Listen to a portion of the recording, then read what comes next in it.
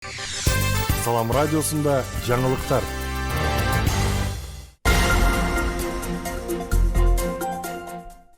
Саламатсыз бардактуу угарман жана YouTube каналыбыздын көрүүчүсү. Кезекте жаңылыктардын чыгарылышы аны менен мен Сезиман Жураева тааныштырам.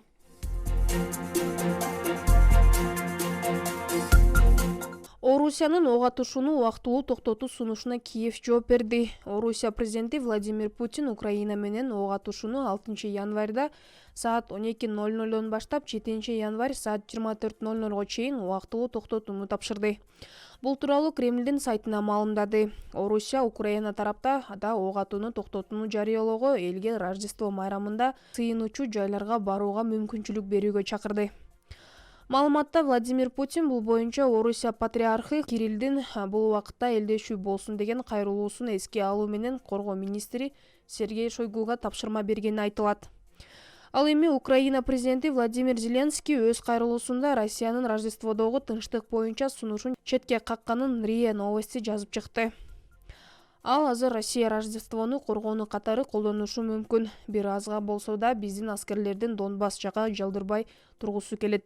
Аны менен катар техникаларын, ок-дарыларын, мобилизация болгон аскерлерин биздин позиция жака жакындатып алууну көздөп жатат, деди.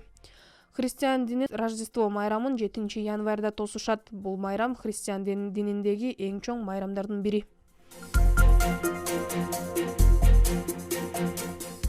Өзгөчө Кырдаалдар министрлигинин Баткен облусундагы өкүлчүлүгүнүн кызматкерлери Баткен, Лейлек, Кадамжай райондорунда жана Кызылкия шаарында турак-жай коопсуздугу боюнча жергиликтүүлөргө түшүндүрүү иштерин жүргүздү. Бул тууралуу Өзгөчө Кырдаалдар министрлигинин маалымат кызматы билдирди. Иш-чара негизинен тилсиз жоонун алдын алууга, меш жана электр жылыткычтарын пайдалануудагы коопсуздук эрежелерине көңүл бурууга багытталган. Аны менен катар ис газынын чыгуу себептери жана адам өмүрүнө кооптуулугу тууралуу да маалыматтар айтылды. Ис газы пештин көзүн жаап салган учурда түтүк мор толуп калганда же туура эмес орнотуда келип чыгат. Белгилей кетсек, 29 декабрда Кадамжайда иске уланып бир үй бүлөдөн 6 киши каза болгон.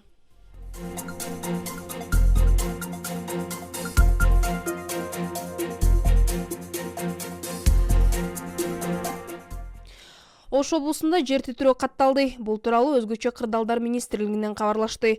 Сейсмология институтунун маалыматына ылайык 5 январда кечки саат 19:03 Ош облусунун аймагында күчү 4 балга жеткен жер титирөө катталды. Жердин силкинүүсүнө Кара-Кулжа районунун Көк Арт жана Каккоргон айылдарында 3 балга чейин сезилген. Жер титирөөдөн жабыркагандар жана кыйроолор катталган жок.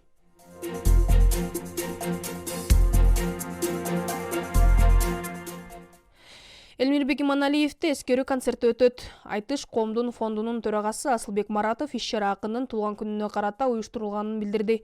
Эскерүү иш-чарасы 16 январда саат 18:00 Токтогул Сатылганов атындагы улуттук филармонияда өтөт. Элмирбек Иманалиев 1978 жылы 17 январда Токтогул районунун Өзгөрүш айылында туулган. Төкмө акын, жазма акын, обончу, аткаруучу, дастанчы, манасчы катары элге таанылган. Анын ырчы, обончу катары Булбулум, Арузатым, Жалгыздыктан тажап бүттүм, Коштошу вальсы, Мунарым, Балкыма аттуу чыгармалары белгилүү.